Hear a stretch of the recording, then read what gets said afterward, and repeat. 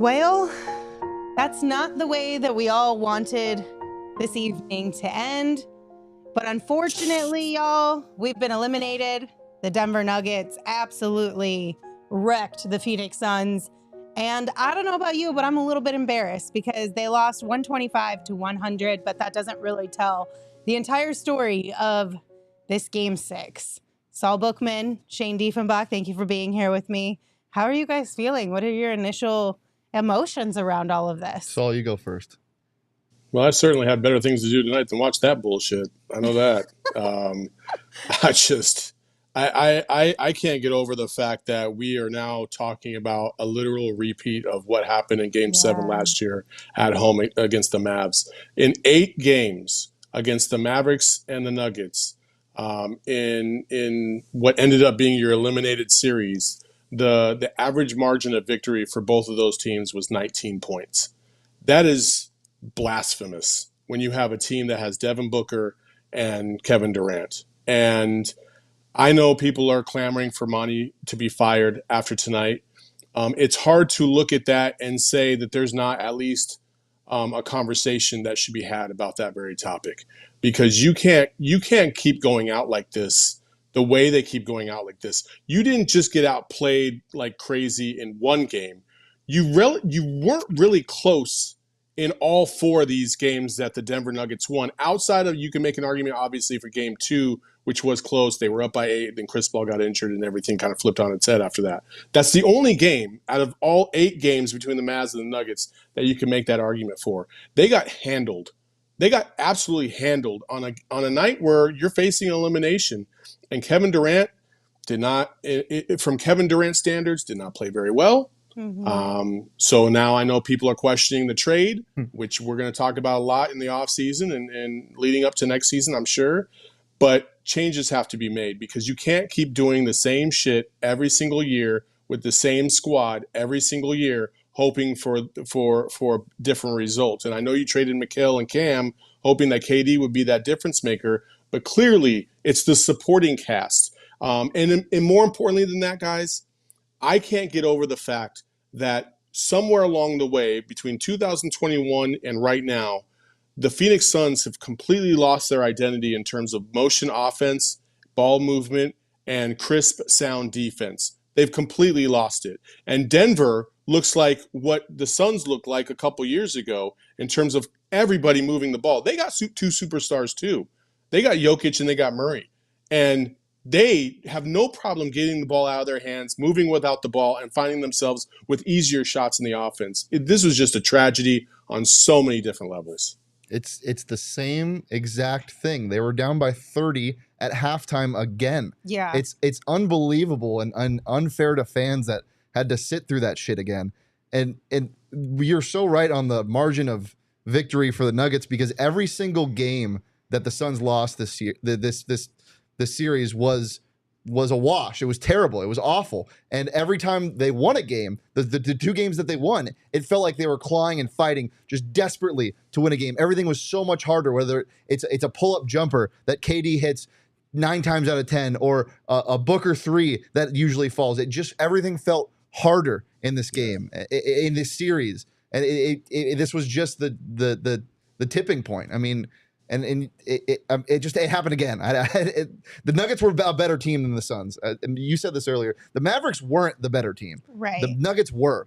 And they just tipped. It was terrible. Like, if there's one thing you could find solace in within this, is that at least the Nuggets were the better team in this series, right? Last year, the Mavs had no business beating the Suns in the second round.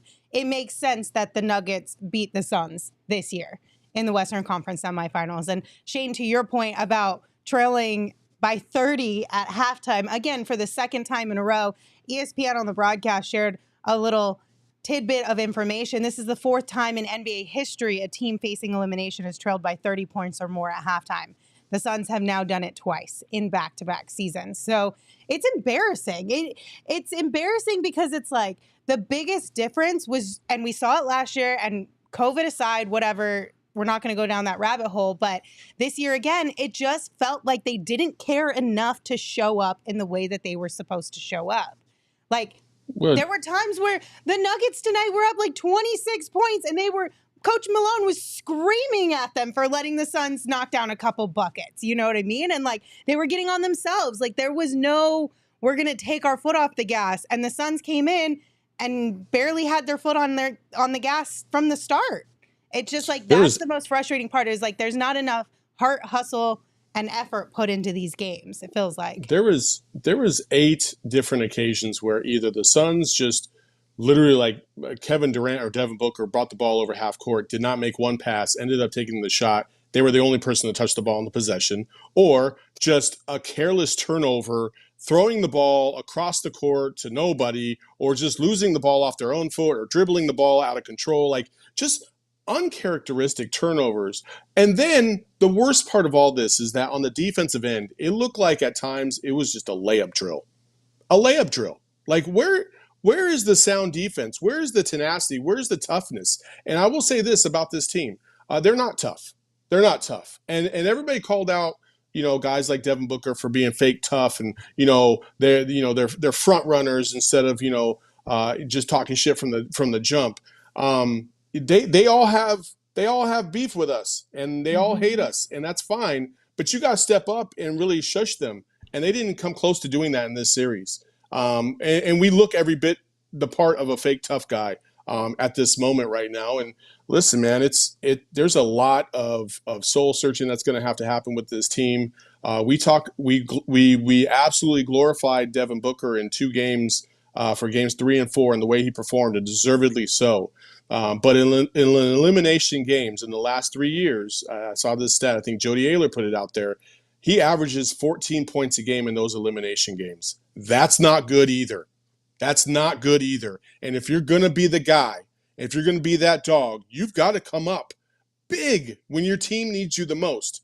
And you can say that in 3 straight seasons when the Suns have been eliminated, he did not give him his very best. And that's really disappointing considering the fact that I thought Devin Booker was having his best playoff performance ever up until the last 2 games. Yeah. Yeah, and I like it, you can't help this is our job is being on the internet. So you see all this shit and the shit talking, and it's so frustrating. And especially Book, like he's somebody that is so hard to defend if you're, or not hard to defend. You want to defend him so bad as a Suns fan, and as he should. I mean, he's our sweet baby angel, but you can't help but just say you're right today. You can't, like, the fans that are talking shit about Book and this is a stain on his legacy are right. They are right.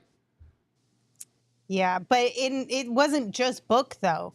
Like, I agree with both of you entirely. Book is the leader of this team. We've talked ad nauseum about it throughout the season. This is Book's team, but he wasn't the only one who didn't show up. Kevin Durant also, again, we didn't see a KD game, the one we've been clamoring for since he joined this Suns squad. KD was 2 for 11 in the first half. He did finally start knocking down some shots in the second half, but it was too little too late at that point. And I think we've seen first quarters out of Kevin Durant throughout these playoffs have pretty much every single one, as far as I can remember, has not been great. And I don't know what the light switch is to come out of the gates in a good mental space, in a good rhythm. I don't know what that is for KD. I've seen a lot of people on the internet talking about how KD for years now hasn't had the best first quarter outings, like just historically, but you can't have that in the playoffs. You can't allow if you're 1A or 1B on a team, you can't let your team to get down 20 after the first or 30 at halftime. Like, you can't do that. They ended the first quarter on a 17-0 run by the Nuggets. That's insane. It was an 18-0 run from the 2:35 mark of the first quarter to about the 35-second mark of the second quarter. In a 3-minute span, the Denver Nuggets, when KD came out of the game and Torrey Craig came in, went on an 18-0 run. And that was basically ball game right there. Yeah. And it's easy to point the blame at Monty. I'm definitely not going to defend him tonight. I'm not going to defend him at all for this series. I thought he got outcoached once again. I think he's been outcoached in every single series that the Suns have been eliminated in. He has not risen the level of his game. He didn't make he barely made any adjustments when we lost in the finals against the Milwaukee Bucks. He didn't do anything to switch anything up. Like, it was really tough to watch. And he did the same thing last year against the Mavericks, and he did the same thing against the Denver Nuggets in this series. And it's coming back. But what I will say is like, last year we talked about Devin Booker needing a second legitimate scorer, somebody that's going to be able to counteract him. Well, we got Kevin Durant. And then then I started hearing in this series, well, they need that third guy to step up. They need that third guy to step up because, Chris Paul and DA just, Chris Paul was injured and DA didn't step up. Well, tonight they got Cam Payne, who dropped 27, and it still didn't fucking matter. So, like,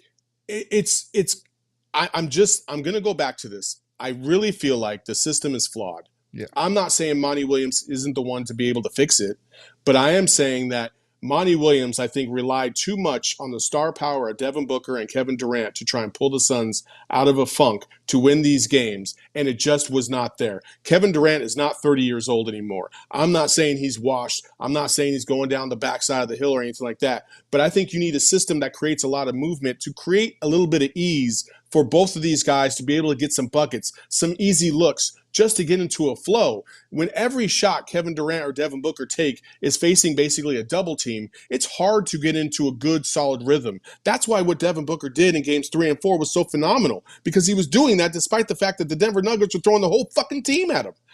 That's why it was so incredible. But Monty's system is flawed. Point blank. It's just completely flawed, and it needs a revamp. It needs a kind of a reimagining, and I think you need different players in this system to really make it thrive. The San Antonio Spurs, and I'm going to go back to the Spurs because Monty Williams came up through that organization, learned a lot from Popovich. Even when they had Tim Duncan, Manu Ginobili, and Tony Parker, the ball movement was still fundamental. It was so crisp. It was you couldn't just rely on doubling one specific person because the ball would switch around and move around too much. Bruce Bowen lived in the corner. The reason why is because the ball movement was so fucking efficient. The Phoenix Suns are not like that right now. The Denver Nuggets showed more of that than the Phoenix Suns. The Denver Nuggets moved the ball out like crazy tonight. It was a clinic, just like we saw a couple years ago with the ball move. Was just beautiful, and now it's completely gone. And so there's a lot of stuff to figure out in the offseason. We could talk all night long about it. I'm just very disappointed, but I know we got other people that are going to come on. I do want to say this one thing real quick. Al McCoy, fucking just a legend. I truly feel horrible for him because I just feel like he didn't even get a chance to win a championship, and it really sucks. It really sucks. And it's all over for him. And he's the reason why I became a Suns fan in the first place. Love him to death. I hope he, sets sail in the rest of his life and has a great life. But I'm just really, truly disappointed about the fact that, we couldn't even go out with a good win for him or a good loss. If you want to say that. I mean, that's the biggest thing. Losing is one thing. Like, it's one thing to not go all the way and win a championship, but to lose in a competitive game, to lose where you left it all out there on the court, that would have been different. This felt like you just quit, you gave up, you waved the white flag before you even started. And that's what makes this the most disappointing for a guy like Al McCoy. But Saul, before we let you go, a couple things. There is a super chat specifically for you from Tad Boo's Tidbits. They said, Saul, do you believe Devin Booker can be the best player on a championship team? He had an unreal playoffs, but you can't get 3-balled at half twice, ... And then I also have a little nugget for you here. StatMuse on Twitter posted that the Suns are 0-4 this series when Devin Booker does not shoot 78% or better. So just to add a little bit of context around your Devin Booker question and what went down here to the series. Oh, shit. I mean, Jesus. What star player shoots 75+% in a game and still loses? I'd like to see that stat. I don't think that exists. I don't think any player in NBA history that's been a superstar has lost a game while shooting 75%. So that statistic is a little skewed. I think the question still remains to be seen with Devin Booker. He's got to come up. He's got to come up in those big moments. That's the next step, right? He's been able to evolve in every step of his career.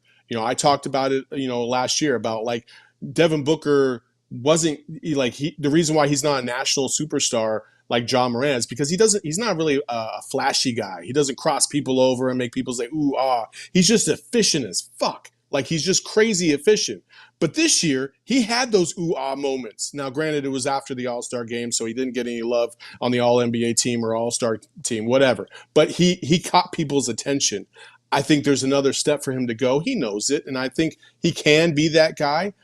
It's just, listen, there's a lot of work to be done. And it feels shitty when just 2 years ago you were on the verge of possibly winning the Suns' only championship in franchise history. And now it feels like you came all the way back down to the bottom of the mountain. You got to figure it all out again. And that's where the Suns are right now. Also, I do want to say this. DeAndre Ayton, he caught a lot of shit for this whole series. Yep. Did not play very good in this whole series. He did not play tonight.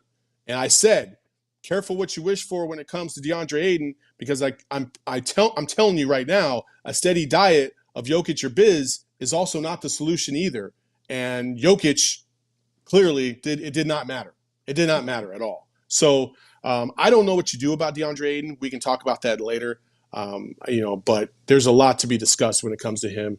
I know we're going to discuss quite a bit in the coming weeks and days. Shoo, our off season is a little bit longer than we anticipated it being, so we will have plenty of time to dive very deep into all of that. Shane, do you have any other thoughts or questions for Saul? I think Saul hit the nail on the head, though. It's the identity thing is the biggest. I mean, you're so right that this team felt so different, and whether it was the players 2 years ago or just the whole efficiency of being able to be a top 5 offense and a top 5 defense, and it just felt so different. And now everyone hates this term, but it's ISO ball, and it doesn't feel right. So that's the next step, Saul. You're right. Whether it be a new coach or just a new system, just you got to find an identity again. Yeah, absolutely. Yeah.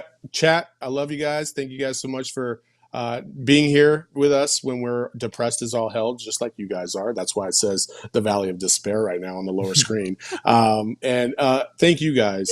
Shane, thanks for filling in tonight. Lindsay, Emma, ESPO, my guy back home. Love you guys, and Gerald back at the arena. You guys were phenomenal all year. It's not the end, obviously, because we don't fucking stop. But I just wanted to say thank you guys for all your work this year. It was a grind, but you know what? We deserved better too. Jesus. We did. We 100% deserved better. Thank you, Saul, for your kind words. I know you're on vacation, but because it is the end of the season and we did such a good job, you should bring us home a present. I could do that. Yeah. Yeah. Be careful what you wish for, though. Oh, no. There's some muddy waters out here in Louisiana. I might just scoop some up and bring them home in a little bottle. I got you a microbiome. Oh my God. All right, Saul, we'll talk to you later. Enjoy the rest of your vacation. All right, guys, stay with us. Everybody in the chat has been asking, where's ESPO? ESPO needs to get here. Can I apologize to people for a second? Yes. For being here? No. People see what they just saw on the screen, and then they're like, who the fuck is this guy? They know he hasn't been here the entire season, and now he's going to try to tell me everything's okay. Chat, nothing is okay. Nothing. It's all bad. Life is full of this. We're going to be okay because we have each other. That's why we're going to be fine.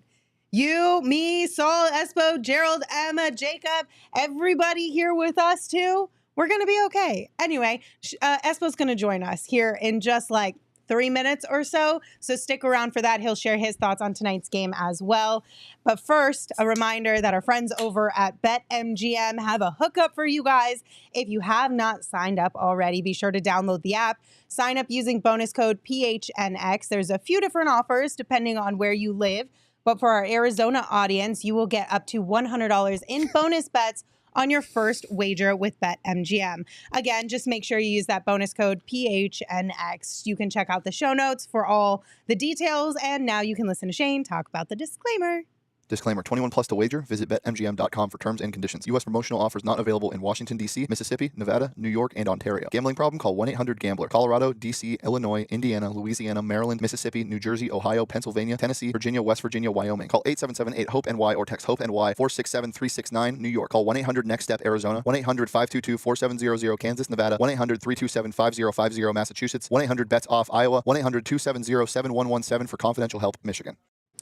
And of course, our summer is here a lot faster than we anticipated, but that means we can go on summer road trips already. We can start planning little fun vacations. And of course, the best place to get ready for a road trip is Circle K. They've got the best gas, the best snacks, the best deals, the best Polar Pops, iced coffee. Podcast hosts on the screen. That's true. You're not wrong. You can see Lindsay at your I'm not local going to Circle lie. K. Okay, so we are on, like the Circle K TVs when you pump your gas. Some of us over here at PHNX are on those, and I am one of them, and it was like a bucket list thing. Yeah. I remember always when I was younger being like, that'd be so cool to be on a Circle K TV. I don't think they liked my take. They're not using mine. They're going to put yours on there, I promise you. But make sure you're not missing out on all the great stuff that Circle K has to offer. And right now, if you text PHNX to 31310 to join their SMS subscriber club, you're going to get a buy one, get one free offer on 32-ounce Polar Pops. So head over to circlek.com/store-locator to find a Circle K near you. All right, let's bring in our... Before we do that, I love King Jr. whatever in the chat saying, at least you guys are on vacation now. Kinda, but not really. No. Not really. ESPO! ESPO's here, everybody. Bring them in. We should have made sounders for Saul and ESPO on this one. Oh, I got one. ESPO alert. There we go. What's up, guys? How are you? ESPO, we're doing good. No, we're not. We're surviving. How are you doing? Look, I'm going to start off by saying this simply and honestly.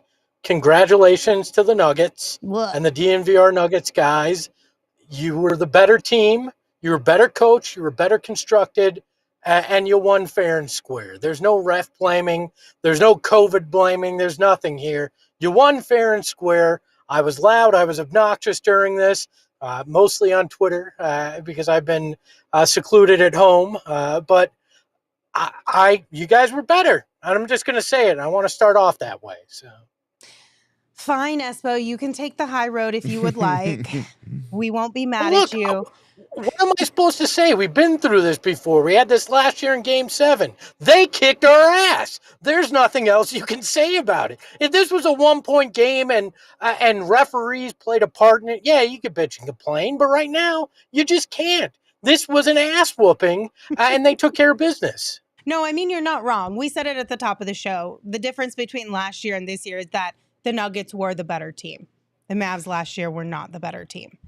But I think for me, it's just, again, it's the way that this game kind of all played out. Like, ESPO, join us by looking at some of the numbers here from tonight's game. Some of the biggest things, of course, were turnovers. Suns committed 14 to Denver's 10, which I believe this kind of went up a little bit later on in the game. 14-5 before garbage time. Yeah, exactly. So some of these are a little bit skewed, but points in the paint were a big one. And Denver had the lead on points in the paint pretty much by 20 the whole game. So it finished Denver with 60, the Suns with 44. 3-point. See, this is the one that Shane, you bring up a lot. So the Suns were 11 of 27 from deep. The Nuggets were 8 of 22, but the fact that they were able to beat us in the way that they did by just knocking down 8 threes says a lot. Well, they had 100 points and only 6 made threes, which in today's NBA is very hard to do. Yes. And then you looked at the points in the paint, and I think half of them were from that you can say size, you can say rebound, you can say whatever, but at the bottom, at the end of the day, it's what the bottom one says. It's heart. It's caring about it. It's want to, and the Suns didn't have that tonight. The Suns had 0 and the Nuggets had 100. Espo, what stands out to you about the numbers tonight? What stands out to me is Emma didn't play the sounder. Can I get the sounder, Emma? It's too sad for the sounder. It is too sad. Play it. Give me the sounder now. What's in the fucking box? What's in the box is an ass whooping. That's what stood out to me. No heart, no hustle. This team packed it in early, and that's how you get a 125-100 loss in an elimination game. Monty Williams cannot coach this team next year. I'm just going to say it. This is the second time we've seen this in an elimination game. Monty Williams as a coach has never won an elimination game in any stint he's had as a head coach. This is problematic. We saw the Bulls have Doug Collins with Michael Jordan and could never get over the hump, always running into the Detroit Pistons. We saw the Golden State Warriors with Mark Jackson never get over the hump despite having a massively talented roster with transcendent offensive players. Monty Williams is one of those guys for the Suns. He came in, he fixed the culture, he raised the ceiling, but now he keeps bumping his head on it. It's time to bring in somebody. And when you're in triage and you're trying to figure out things, a nurse can be quite helpful. And Nick Nurse happens to be out there and available. So maybe it's time to make a phone call. I'm sorry. I love Monty. I think he's a great man. I think he's a great motivator. There probably isn't a better human being that people have dealt with in this. And some people may disagree. That's fine. That's just my perspective. But the time has come. This isn't 1 year. You can go, okay, against the Mavs, maybe there were issues. This is twice now. Yeah. And you got an extreme roster upgrade where Devin Booker was playing next to a superstar. You could argue they had 2 of the top 10 players in the NBA on that roster in this playoffs, and they found a way to still screw the pooch. And somebody's got to pay the price for what happened this year. And I'm sorry, it's Monty Williams, and maybe they should take a look at James Jones. Maybe this is the time to say, James, if you want to move and only do your president of basketball operations title and focus on culture and that building and get a GM in, maybe it's time to do that. Fun little tidbit. Not sure if I'm supposed to share this, but I'm going to do it anyways. I have it on pretty good authority that the Suns, back when they hired James Jones, the old front office actually wanted the man who's now the Nuggets GM. So rub a little more salt in the wound there. The man who built this Nuggets team that just kicked your ass, or at least fine-tuned it, was actually who they wanted with the Suns. So there's that, I guess. Thanks, ESPO. Appreciate you. ESPO, another name that's being thrown around in the chat right now, but also on Twitter, is Mike Budenholzer. But for Suns fans that claim that they hate Monty because he doesn't make adjustments. Yeah, Coach Bud ain't I mean, is that a name that you would want to see in Phoenix? I don't know. He outmaneuvered Monty. He was down 2-0. And, it's easy when you have Giannis, but guess what? They have Katie and Book here. So maybe it's a name I look at. He obviously has Arizona ties. He was the guy that finished, or supposedly was offered the job here and didn't want it when Monty wound up taking it. So, I mean, maybe that's a name. I don't want to get ahead of it because obviously Monty is still the coach there. But I really think this is something you need to look at and judge everything at this point. I know that Matt Ishbia was the guy that in the end said we are making this KD trade, and that's fine. Right. But when you look at everything around KD and Book and the bench in particular, that was a James Jones special. And he's on the hook for, when guys got injured or when guys didn't show up to training camp, that they had absolutely no ability to fill in for those guys. That is on James Jones and at the feet of James Jones. These are questions that have to be answered for. I don't need to hear no excuses. I'm not going to give you an explanation. It's just, it's on us, I guess. Which Monty said in postgame. I'm sure we'll hear from James Jones when he talks to the media, if he talks to the media in exit interviews. It'll be a lot of platitudes. I don't want platitudes. I want answers. I want solutions. I want fixes. That's what is needed in this. And we're going to have plenty of time to dissect this because, like Saul said, we're here 5 days a week, even with this team losing. And now we got a lot of content to fill. And guess what? Monty and James, there's going to be a lot of analysis of every little thing you did this year and over the past handful of years. Because with Monty, it's you blew a 2-0 lead in the finals and lost 4 games in a row. You had the best record in the league and you couldn't get past the Mavs. Then you get KD and you fall flat on your face against the Nuggets when Book doesn't shoot 78%, which no human should actually do in an NBA playoff game if he's taken more than 4 shots. So, this whole thing, there's a lot of problems. Okay, so I don't want to get too far into this, but for me, if we're talking totem pole as far as who's in the hot seat, I think Monty sits a little bit above James Jones personally. Where do the two of you guys fall? Do you have Monty and then James, or James and then Monty? Oh, it's definitely Monty first. Monty for you Monty's first? A great coach when you're winning games. When you're losing games, he's the last person you want to hear from. I don't want to, exactly what you said. I don't want to hear him give me some corny line tonight. I mean, we heard it on the broadcast too. He was like, "That's not how you play Weather for the each storm. other." And I'm just like, "No, Monty, get in there and call him some names. The Drop some ship MFers." is sinking, Monty. You can't weather a sinking ship. Like, you gotta sorry. Anyway, My question is, when well said and well done doesn't work, well, is it goodbye? I mean, what's the answer? At some point, what's the answer? And I think it's no more Monty Williams and his hokey sayings. I think that's what the answer is. yeah. I mean, Shane, to your point, I don't think, and that's been a question that has been asked multiple times throughout the playoffs, but also going all the way back to the regular season, is people are asking or why Monty hasn't been able to get his team ready for these games. Why do we come up? Why do the Suns have such slow starts so often? Why do they come out of a locker room and not have a little bit more fight or spirit to them? And a lot of that falls back on your head coach being able to get you mentally ready to play this game. So it's a big question mark for me. At some point, sayings and platitudes don't get you fired up anymore. I mean, it works when you're in the bubble and you're trying to go 8-0 and you're trying to figure out a way to sneak into the playoffs. But at some point, it comes up and rings hollow. And I think we got to that point.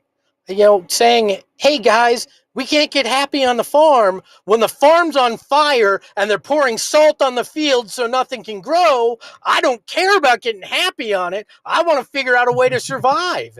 And, I think it was in the Dark Knight, they were Dark Knight Rises. They're talking about, here you go. I'm in my wheelhouse, right? It's been 2.5 weeks. I need a little bit of me time here, Let it right? all out. Like they said, they were talking about Commissioner Gordon, and they're like, he's a wartime commissioner. We need a peacetime commissioner. Well, guess what? Monty ain't a wartime coach, and we need a wartime coach because you need to figure this out and win a damn championship. All right. Espo's anger has broken his internet connection, I think. I love it. It's so great. Can you hear me? Nobody needs to see this face. I mean, but as long as you can hear me. You're not wrong, though, Espo. Let's put a pause on Espo. Leave him there. Hopefully his internet will catch up with him eventually. But once his picture recovers, and we'll ask him another question. But I mean, that's the biggest thing. Like, to Espo's point, you don't need a coach who you can sit there and have a peaceful conversation with. I mean, you do to an extent, but I don't think there's really many coaches in the league that you can't have that type of a conversation with behind closed doors. But when shit hits the fan, you need somebody who can find a way to dig deep into your soul and lift you up. And sometimes, most of the time, in my opinion, professional athletes don't want to be spoken to almost as if you are a child. Yeah. I want to be hyped up. I want to see the fierceness and the intensity come from you to help me find it as well. At least that's how I see sports and things. We're talking about a competition here. Like, if you're in my corner, if we're in a boxing ring and you're in my corner and you're like, you gotta fight for your name today, Lindsay. I'm gonna be like, what the hell is this? What the hell are you talking about? What are you saying We're to me down right by now? 35 points, and I'm getting yelled at. Like, I by kind of need fans. you to, like, shake me. Yeah. Or whatever. I don't know, but that ain't it. This roster looks completely different and from last year. And a lot of fans on Twitter, like, already regretting the Kevin Durant trade, whatever. You can think whatever you want about that. But those players that were on the Suns last year, this same shit happened. Mm-hmm. And the only consistency other than Devin Booker, who, again, we talked about, it's staying, I think, is Monty Williams. And this team, and, maybe Campaign, but Campaign was awesome tonight. So you got to just look at the mentality and you can just feel it. You can feel it. And people at the game felt it, like the nervous energy when the lead turned into 5, and then it turned into 10, and then it turned into 15. And you're like, this game is over. It's over. And it's that little thing in the back of their head, whatever it is. And again, I said this last year, we're not going to know what truly is the root of this problem for years and years to come, till maybe Book doesn't even play anymore. This deserves like a documentary on what the hell is going on in Phoenix, because it makes no sense. Yeah. Okay, so this one's interesting from the chat. Let me see if I can find, code. Monty's system works when the personnel fits. I will give you that code. But the problem is that what are you supposed to do? Especially with the new CBA and everything now, making moves now that you've got Kevin Durant and Devin Booker on your team is going to be a lot more limiting for the Suns, which we'll dive deeper into all of that at a later point in time. But like, are you really going to shape your team around a coach? Or do you shape your team around your best players and then you find a coach that works well for that? You never shape your team around a coach. That's what I'm saying, though. Like, if Monty can't adjust to who is on his team, then that's not a good situation to be in. You can't just be walking around and being like, you work, not so much. You, no, definitely not. Yeah, you could come on. Like, what? Based on a fit for a coach's system and not just like basketball talent. Yeah, and I wonder if having a new coach brings out something in guys like DeAndre Ayton. Well, you never know. There's a lot of tinfoil hat if he's here out there. Yeah. Espo, we did get a super chat from your wifey, Tracy. Thank you, Tracy, for dropping a super chat for us. Said, Nuggets fans, thanks for slamming in the chat and upping the numbers on the show. Mavs fans, too. Mavs fans, too. Sweetheart, save the money. We need it for the medical bills, all right? I can tell these guys this. Absolutely. But we're happy to see Tracy in the chat. Y'all doing okay? As well as can be expected with everything going on. Thank you for the well wishes. And for those of you saying I was fired, I appreciate all of you. I will hopefully be back in the saddle soon. But I know my internet still isn't great. So I want to just say one more thing before I get out of here and stop annoying you with my crappy picture from the walk-in closet. This was a horrible way to end things for Al McCoy. I feel awful for a man who dedicated 51 years of his life to this and to his craft to wind up having to end it this way. He is a hell of a man. He was a hell of a broadcaster, the greatest son of all time, and the voice of a city. And we will no longer hear him when it comes to Suns basketball, and that is a shame. I listened to the final quarter. I listened to his final sign-off and got emotional. So I got to tell you, that really bothered me that we saw such a heartless effort and such little pride out there in the final game of his career. Because no matter the age, no matter the year, no matter how bad the team was, Al went out there and gave it his all every night. So this was not cool for me. I think that was just a shitty way to go for Al. Absolutely, Espo. We completely feel the same way. And I'm sure we all will find a way to keep Al's memories alive, and the Suns will find a way to honor him even more than they already have. And maybe we get to bring him back for something. Just like one time, so that doesn't have to officially be his last Maybe game. next year when he doesn't have to sit all the way up there and he can sit closer to the actual court, they can win something for him. Right, exactly. Espo, it's good to see you. Good to have you on the show. We appreciate you calling in. Yeah, all the things. We missed you, Espo. Wishing you and Tracy the best, and we'll see you as soon as you can. I already know that, but take your time. More things important in life than basketball. So ahoy hoy, dude. That could not have timed out better. The what is he called? The Nookie Monster? Yes. The Nookie Monster coming out of a lag is probably the scariest thing I've ever heard. We got to clip that up, so bookmark that time code. Oh my goodness gracious. Shane, is this one of those times where we need to remind the chat that we are partners with OGs who makes the best scratch-made gummies? Yeah, unless you get anxiety like I do, then that'd be really scary. But these things don't give you anxiety. They don't. They're so money. Yeah, they've got Sleepy Time. They've got Happy Balance. They've got all kinds of different flavors. Perfect for this type of situation that we are all dealing with here. If you guys want to check them out, we highly recommend them. You can find them at your local dispensary or by checking out ogsbrands.com. You do have to be 21 or older, and we ask that you enjoy responsibly. And also keep an eye out because they're getting new flavors. Did you see that they're getting a peach flavor? Mm-hmm. It's going to taste exactly like a peach ring, but way better. Love It's it. going to be so good. So tasty. Well, tonight is a type of game where you feel like you need to take a very long shower. I sit down in my shower especially when I'm sad. I have a bathtub, we're in the bathtub shower. So I sit down, I just let the water hit my face. And you got to stay clean and you got to stay hygienic. Yes. And the best way to do that is with our friends at Manscaped. And right now you can get 20% off and free shipping with code PHNX at manscaped.com. Get their Performance Package 4.0 with the Lawnmower 4.0, which is waterproof. It's a cordless body trimmer, advanced skin-safe technology, and a Weed Whacker 2.0. And no one likes nose hairs, so get those weeds whacked. You got your Crop Preserver and Crop Reviver ball deodorant and ball toner for anti-chafing, and you get the Shed Travel Bag, a $39 value, and patented Manscaped boxers with that. It's fantastic. That's a score. Their boxers are so comfortable. So comfortable. And as I said, use that code PHNX at manscaped.com to get 20% off and free shipping. That's 20% off and free shipping with code PHNX at manscaped.com. Trim your chesticles with the besticles. All right, everybody. Gerald is going to be on in roughly 4 or 5 minutes, something like that. He is setting up right now. So while we wait for Gerald, should we look at some super chats? Absolutely. Let's dive into a few super chats here. Emma, what do we have? Actually, I hope there's some mean ones. All right, so I think the very first one of the entire show that we had came from Whippy Dippy, and we're not able to put it on the screen because they posted it in the third quarter. In the third quarter, Whippy Dippy, you're a real one.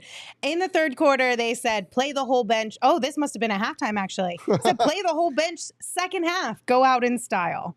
I mean, honestly, I wouldn't have been like that mad at it. Just give me fans on the court exactly. at that point. Angel from Burrito Express, play center. Yeah, seriously. All right, Trevor sent us one. Thank you, Trevor. Said, Book was 1 point better than last year elimination game. 12 points today. Elimination games are cursed now. Tried to forget last year, and yet here we are again. You know what's so weird, though, is he is so good closing out teams. Like against the Lakers, against the Clippers, he's so good at closing teams out. He's very, very bad at not getting closed out, though. Yeah, I don't understand it. I don't understand it. Drew Holiday broke this man. I will say for this year, I'm not going to make it a full-blown excuse, but I will say it didn't look like Book he wasn't feeling 100% after that foot thing in Game 5. That's all I'm going to say.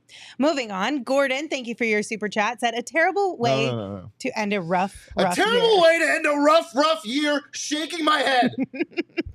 All caps. I got you, Gordon. Gordon, you're not wrong. You are absolutely correct on that one. Text-to-speech anger bot Shane Diefenbach. Serge says, "Does Monty need to go?" Monty Short Austin answer, yes. He spelled that like the Cardinals GM. Long answer, it's complicated. I don't think the Cardinals GM needs to go, but I think Monty Williams does. Yeah, absolutely. Okay, James, thank you for yours. Said poetic justice.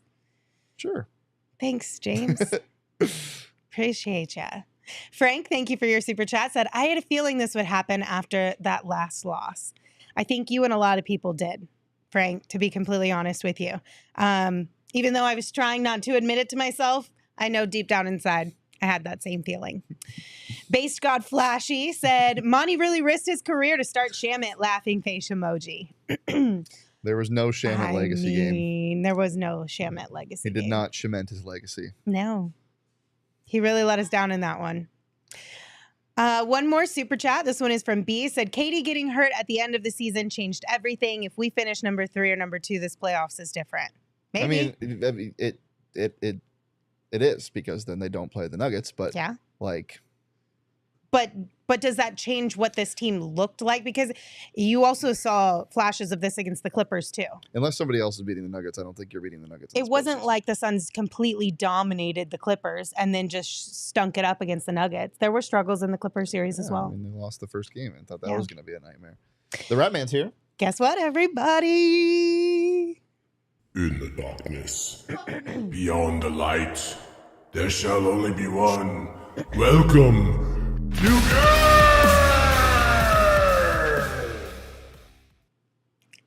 Hi, Gerald. Hi, everyone. How are we feeling? Oh, Gerald, the same way that you would think that we would be feeling right now. How are you doing, though? I'm doing okay. I am. We are in a very toxic place online right now, so I'm glad to be distancing myself from that and joining you here and not able to see any of the comments. It's great. Gerald, I really don't like that your backdrop is a "Thank you, Phoenix Suns fans" banner. I kind of like Yeah, it. that's less than ideal headroom above me, but we're It's just so gonna push sad. right past it.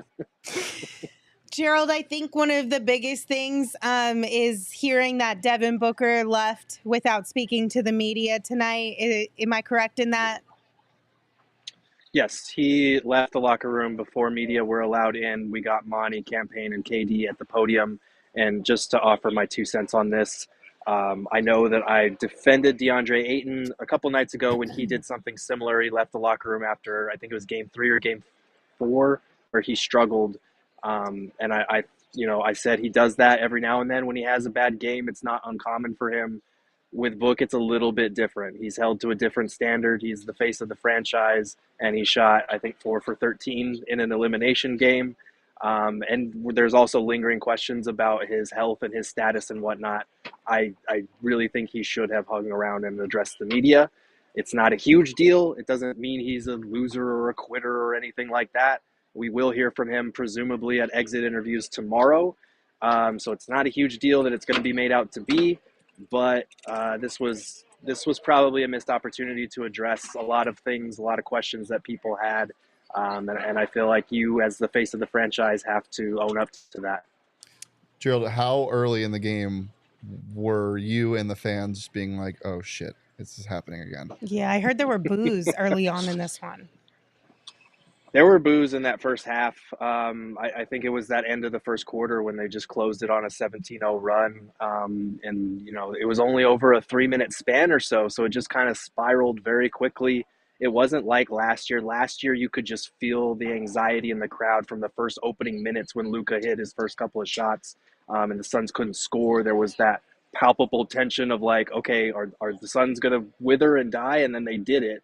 It was like a self-fulfilling prophecy. This was different because I felt like the Suns were playing well early on, and then as the bench started to kind of trickle in, it started to fall off a bit, and then you look up and it's a 17-0 run to end the quarter, and you're like, what just happened? So I think probably at that point, it's like midway through that run, you're thinking, okay, are they going to do anything? Are they going to combat this? And you look at the scoring sheet, and Devin Booker's 2 for 8. Kevin Durant is like 1 for 8, 1 for 7, something like that. It just, you needed your 2 stars to show up, or at least one of them to show up to give yourself a better chance in that first half, and neither one did, and it snowballed really fast. Yeah, it was. That was a tough one, Gerald. That really hit us in the feels. Not gonna lie, we had flashbacks from last year, and we didn't love it. But Kevin Durant was not here last year, so he didn't know what that felt like from our perspective. What did he have to say about the way he and the Suns team performed in tonight's game? Yeah, he was saying it's embarrassing. It's embarrassing to lose like that, to fail in that way. And, he was asked whether he felt like it was just difficult for them to gel and get the time together that they needed because, they only played 8 regular season games with the team because of that ankle turn that kept him out for a few weeks. And then obviously the fact that he was acquired midseason. But he said, I'm not going to make any excuses because if I just provide context, that's what it's going to be seen as. We just need to be better next year. He did have a lot of positive things to say about his teammates, the guys that he's gotten to know and play with over the last few months, about playing for Monty, about the infrastructure of the Suns. Obviously, he's had glowing things to say about Devin Booker. So he's optimistic about where this franchise is headed, which is good. You would hate to, have a terrible playoff loss shake your superstars' confidence in this group. But part of it is on him. He's just got to be better. And he admitted like a lot of these shooting struggles that was on me. It wasn't the Nuggets defense. It wasn't a lack of chemistry or time together or whatever. I just missed shots that I normally make. And so hopefully they'll be able to get a full offseason together, training camp together, and with a new revamped roster, most likely we'll see a very different Suns team next year.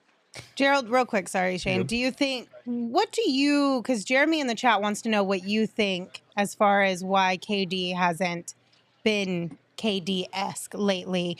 Do you think it's just needed more time with this team, or do you think it's mental, or is this just what KD is now? I think it's mental. Monty said, this is a guy that cares, and he thinks he pressed himself a little bit too much with some of the shots he was taking because he wanted to bring something special to this franchise, to this fan base, because he knows how much a title would mean here. He's aware of it. It was the first question that I asked him when we had that crazy introductory press conference a few months ago, what that would mean, and he spoke at length about that.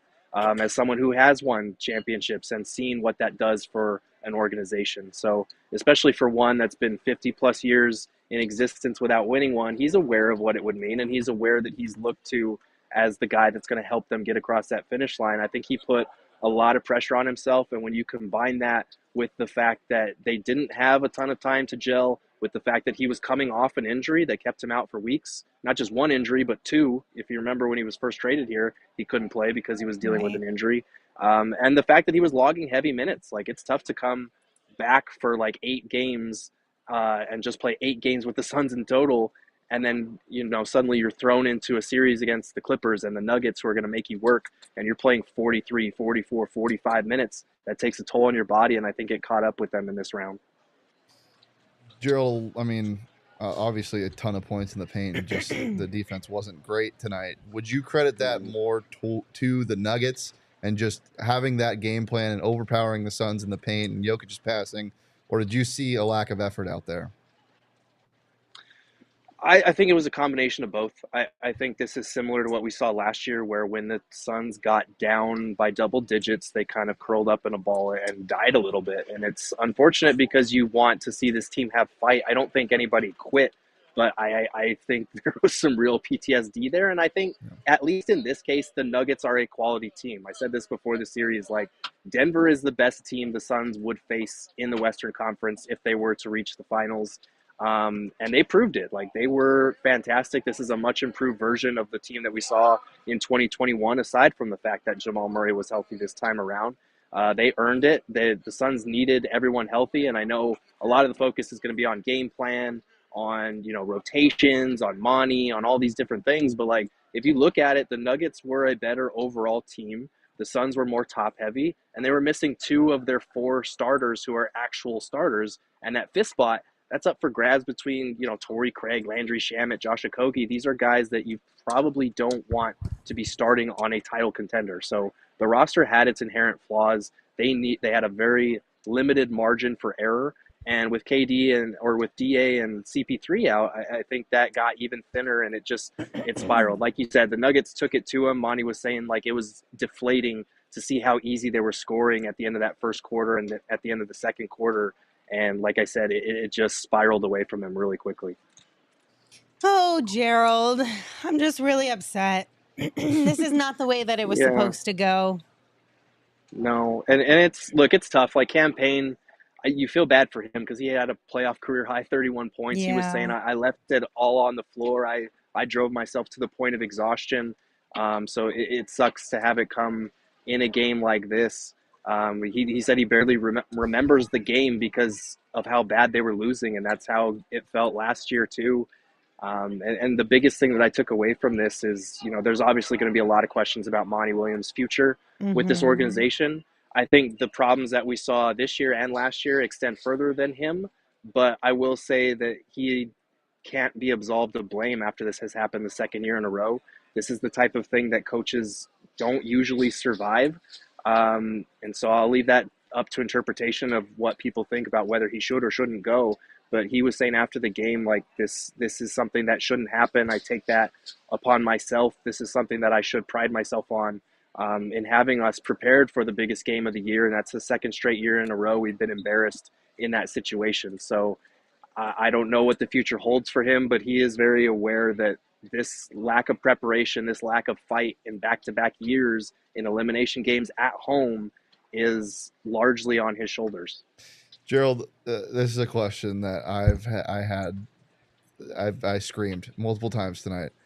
At the 2:50 mark of the first quarter, the Nuggets called a timeout and then went on a 17-0 run. And there was no timeout called by the Suns. Did you hear anything about that? Do you know why they wouldn't call a timeout? What the hell is going on?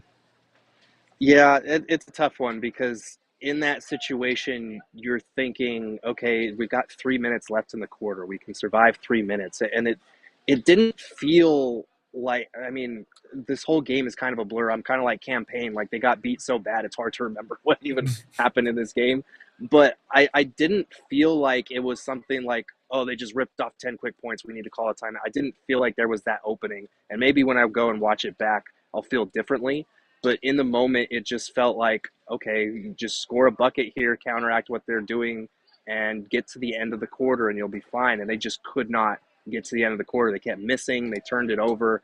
And the Nuggets kept scoring. And a good portion of it, I think, it was from the free throw line. So I think that inflated it a little bit and made it harder to figure out, okay, where can we call a timeout? But to your point, yes, Monty, that is something that he said he has to look at himself in the mirror and evaluate where he needs to be better as a coach. And I totally agree in terms of calling timeouts to stem the tide when other teams go on runs is one of his weaknesses as a coach for sure. Mm-hmm. And the chat saying he never calls timeouts. Like it just, it's, I don't know. It's just, it's confusing. Yeah, it's really frustrating.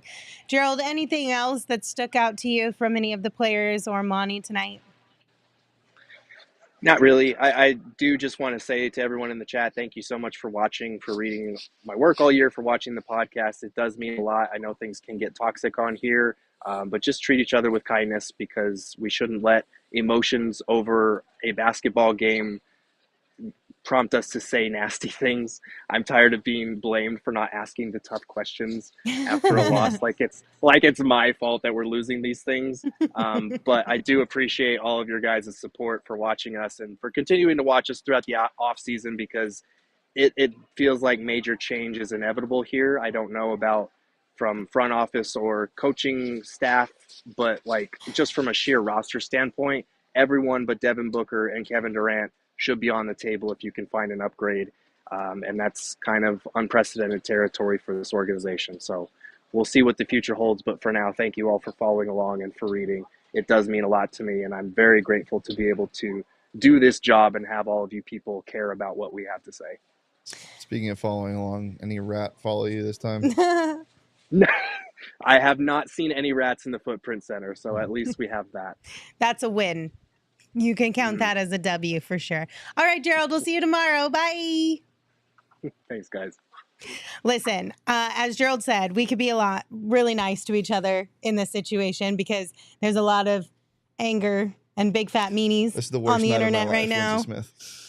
I don't even know if Shady Rays could block out the hate. You know what it can do? What can it do? It can shield your tears. It can. Oh my God, it can. Then when you start talking about it at work tomorrow and your eyes get all a little misty and people are like, wait, why'd your eyes get all watery? You had your Shady Rays on. They won't even know. It'll keep your cover a little bit longer. So you should definitely get a pair of Shady Rays. We love them here at PHNX.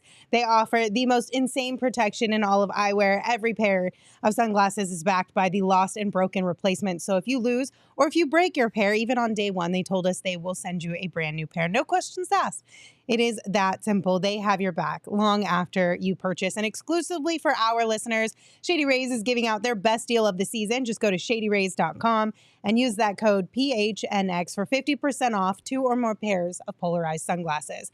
Try for yourself the shades rated 5 stars by over 250,000 people. You have a favorite teacher, Lindsay? A favorite teacher?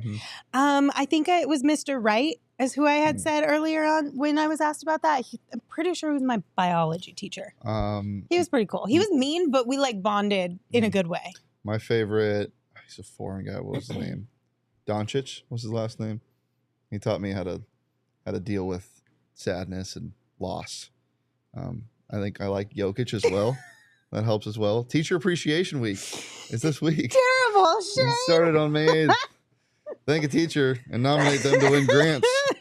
So our friends at Four Peaks are helping them out. Oh my They'll get gosh. 4 Peaks swag and a grand prize of a custom makeover of their teacher's lounge at school. So go to 4peaksforteachers.org to nominate a teacher or donate. Don't actually nominate one of those guys that I said. No, don't. Not them. Shout out Miss Sullivan, my 4th grade teacher.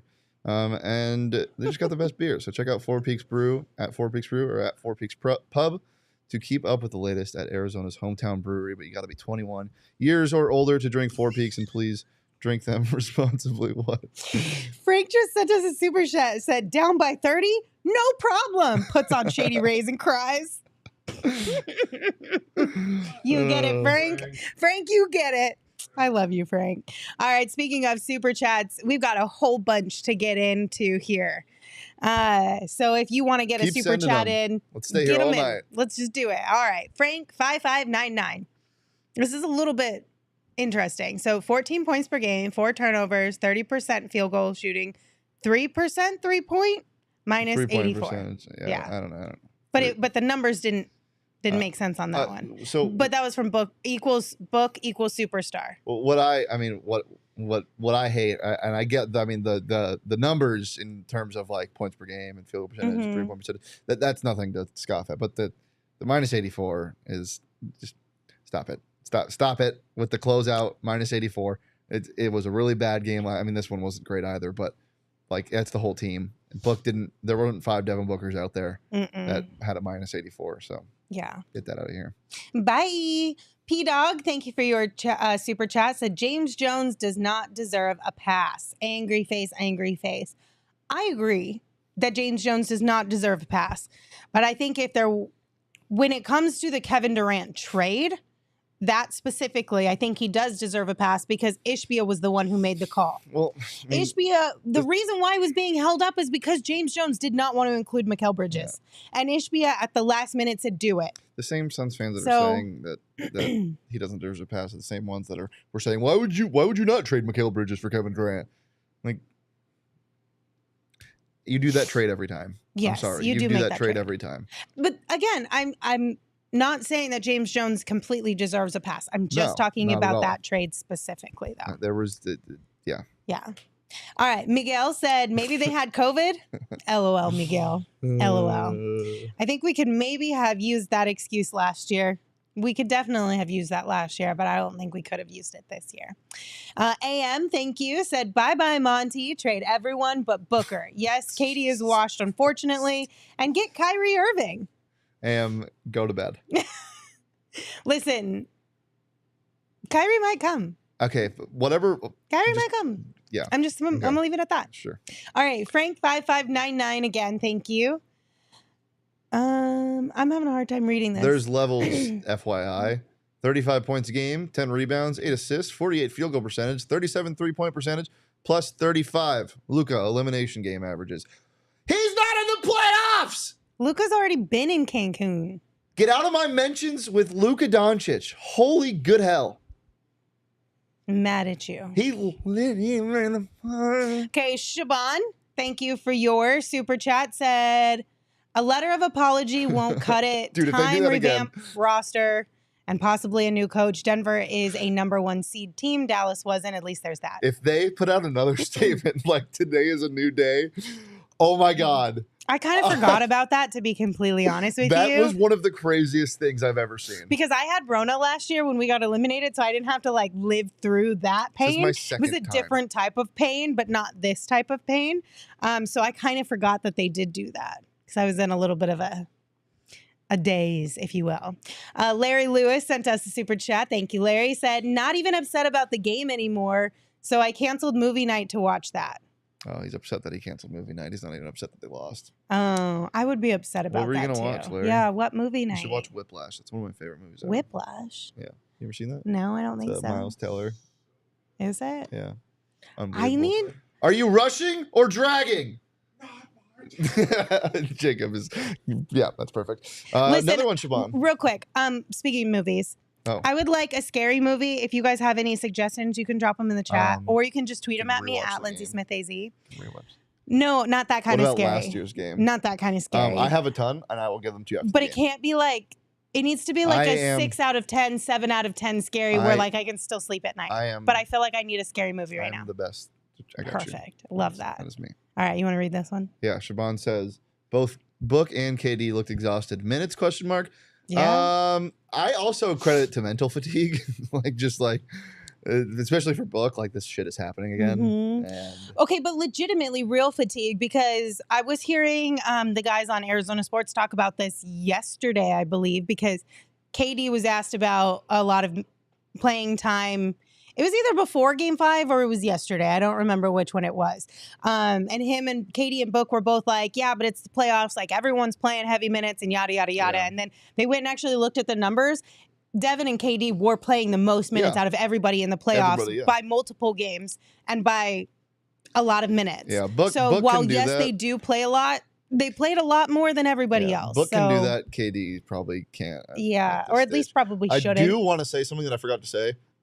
Kevin Durant was pretty bad, and a lot of that, the jumpers that he hits nine times out of 10, pretty awful. Those you got to hit those. Aaron Gordon put that man in hell. Mm-hmm. Aaron Gordon locked his ass up this series. So credit Aaron. Aaron Gordon. No, I have to. Aaron Gordon is a huge reason why Kevin Durant couldn't find a rhythm, and he was the perfect matchup for him because of size and athleticism. So Aaron Gordon, mad respect to that. Okay, now I'm done. No, fuck the Nuggets. Zach Lloyd, $10. Nuggets fan here. Just want to swing by and give y'all respect and say good series. Wow, nice.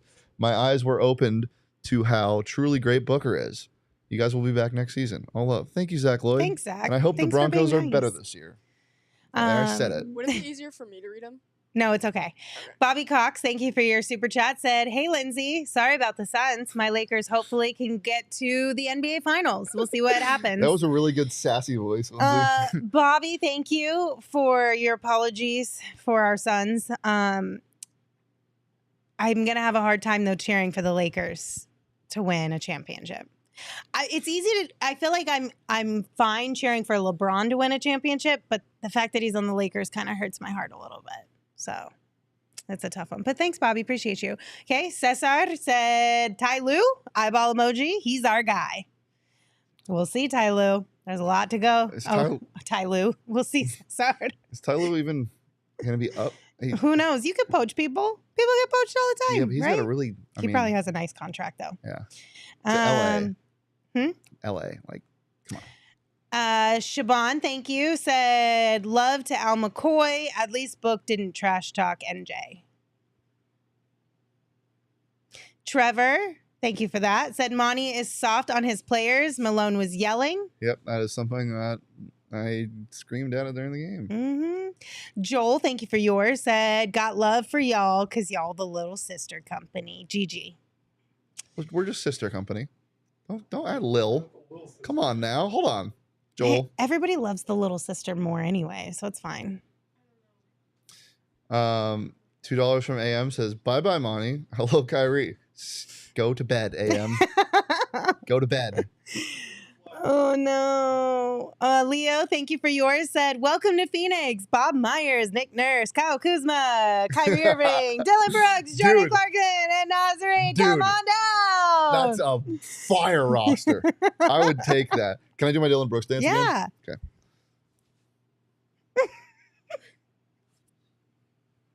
This is the best part. This is the best part. This is the best part. Kyrie, does Kyrie even believe in the sun?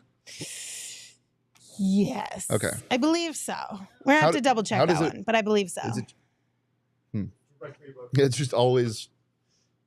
I gotta think about that for a sec. The sun is what moves, not us. Well, but duh. Does it heat up the backside of the flat piece of earth? Yeah. Just okay. Moving on. Jacob, thank you for your super chat. Said next year's success hinges on completely remaking the supporting cast, and we have very few tools at our disposal to do so. I'm not holding my breath. Yeah, Jacob, it's definitely a lot harder now moving forward. They're going to have to get a little bit more creative with the new collective bargaining agreement that goes into effect next season. And now that we have Kevin Durant on this team, it kind of puts us in a weird situation that we're going to have to do a lot more homework on to really figure out exactly how that limits the Suns moving forward. But I know it does. It's going to, there's going to be a lot of names in and out. It's going to look like the transfer portal. The Suns team is. There's going to be a lot of veteran minimum guys and mid-levels and just a bunch of guys that, will help the bench, but you got to find those key pieces to start with your stars. Mm-hmm. All right, what else do we have? $14 Canadian. Ooh, fancy. Petey, getting real fancy, aren't ya? Petey said, Katie was awful this series, missing easy shots, missing ones he usually hits, taking dumb shots, and so many turnovers, awful so many bad turnovers. Monty has to go. His time has come. Thanks for the great coverage, PHNX crew. Heart emoji. Thank you, Petey. We appreciate you being here. The turnovers from KD this series were Oh my God. so bad. Uncharacteristic. And So bad. I just can't get over how many shots went in and out. Mhm. I cannot get over how many shots of his went in and out. So bloop, bloop. It blew my mind. Yeah. bloop, bloop. Bloop, bloop. It's a good sound effect, Yeah. right? I think so. All right, we got one from Steve. Thank you, Steve. Said 29 out of 30 teams finished sad and disappointed. From a DNVR diehard, great job and content this year, PHNX. I did watch a bunch of it. Steve, we Thanks, Steve. really appreciate it, but the other 28 teams didn't get their shit pumped at home That's like this. fair. It wasn't this bad. But I appreciate that. Yeah, we do still appreciate you. Trevor sent us another one. Thanks, Trevor. Said Jones didn't do anything last summer to get a bench. I mean, yeah. Because we were playing the Kevin Durant game again, remember? Yeah. So that kind of held it up. Kevin Durant's sweep takes might be deadly. All right, Larry, thank you for yours. Said Guardians of the Galaxy with Friends is better than the Suns game. Dude. Is that the new one? Yeah, I haven't I seen heard it yet. everybody cried. That's the only... That's Marvel, right? I don't know. Yeah, that's the only Marvel that I mess with. I know that's an unpopular opinion, and I'm saying that because Gerald's not on the show. Yeah. But big fan of Guardians. The ride at Disneyland, I was really upset that they closed the Tower of Terror. The Guardians ride at Disneyland goes crazy. I will say that. Andrew, thank you for your super chat. Said James Jones decided to F up and trade Saric. KD shouldn't be the scapegoat. It's not that simple, just blowing up everything. I think it's fun to it's all well and good to be like this roster needs serious improvement because it does. But you didn't just make this trade to win this year. You didn't. You made the trade to try to win this year, but this was also But for you have to win next year. Yeah. Yeah. You have to win in the next 2 years, or it's going to be we're in trouble. It's going to be that dog shit. Okay, we got another one from Kevin. Thank you, Kevin. Said DA and Dylan Brooks are going to go crazy with the Shanghai Sharks. Stop it. My favorite NBA memes Kevin. are Adam Silver on the phone and saying, better start learning Chinese, buddy. Those are great. It's so funny, but it gets used to a little too much right now. Cesar, why are you disappointed I'm not going to lie. Wait, what happened? Oh, man. What? He Who's just said disappointed? he's disappointed in me. Why? Yeah. Oh, probably because you just poo-pooed all over Marvel. Yeah. Yeah. That's That's fair. probably what it is. All right, let's talk an hour more about what the Suns need to do. I'm just kidding. Everybody should go to bed. Yes. So we have a couple more super chats. So this is your last call for super chats if you want them read on the show. Everybody donate right now. Until we get all of those in, let's do our big, bright, shiny star. The big, bright, shining star. The big, bright, shining star is all of us. Shining star. We're big, bright, shining stars, you guys. We had to sit through that for the second year in a row. Good in that picture. So we are the big, bright, shiny star today. Congratulations to all of you for making it through another Suns season, for being here with us tonight, for having to watch that game and relive that trauma and that pain. But thankfully, we have each other. So that means we'll get through it together as well. But congratulations. You guys got to be the big, bright, shiny star today. Yay. You know what they win? What? Oh, I was asking you. Nope, I don't know. Oh, shit. My bad. All right, final super chats. Kevin sent in the exact same one again. Thank you, Kevin. Appreciate you. And then Larry sent us another one. Thank you, Larry. Said, all hope isn't lost. We will have a full season and revamped roster. Sucks not having a horse in this race, but see you guys next year with the new look Suns. Yes, Larry, absolutely. But don't wait until next year. We'll literally see you tomorrow. We'll be here tomorrow. Everybody was getting all sappy. Okay, Charles Whittlepike with the last one said, "Love you, PHNX fam. Love you too, Charles." Everyone the takeover tonight. was getting all sappy, right? Saul came on the show, was like, "I appreciate you all, blah, blah, blah, blah, blah." Espo was like, "I love you guys, blah, blah, blah, blah, blah." Gerald's like, "Thanks for all this, blah, blah, blah, blah, blah." I'm over here like, bro, if you don't show up tomorrow at 3, we're not friends anymore. Well, I think This isn't the end of the road. You better be here tomorrow too, okay? more of the season coverage. Yeah, well, it doesn't end till it ends tomorrow. PHNX Suns. Until season exit 3. interviews are done, the season is not officially over. Mm. I'm just saying. I just feel like they were too nice. Yeah. I don't know. Do you want to say nice things to the chat? No. Chat, buy your mom something nice. Yes. This Make weekend. sure. That's. I guess that if you're looking for a silver lining, is you don't have to disappoint all the mothers in your life on Sunday. That's true. You can actually pay attention to them. I don't know. All right. Well, we appreciate you guys as always. Thank you for joining us. You can follow the show at PHNX_Suns. You can follow Saul at Saul_Bookman. You can follow Espo at Espo. You can follow Gerald at Gerald Bourget. And you can follow Shane at Shane Deef. That is DIEFF on Twitter. And of course, you can follow me at Lindsay Smith AZ. Shane, thank you for filling in. I appreciate you being here with me. This would have been really awkward to do it by myself. No problem. Do you want me to take us home? Yeah, you want to take us home? How does he start it? Whatever random thing you want to say. Okay. And then ahoy hoy. Just remember, you're in a dark, deep pit, and nothing else matters because you're a Phoenix Suns fan. Ahoy hoy. We here to turn up the tempo. Got to understand me. I'll always rep the family. Rally in the valley like Dan G. No plan B. Always on the job. My team move like the mob. Turn the beat on. I throw it down like D.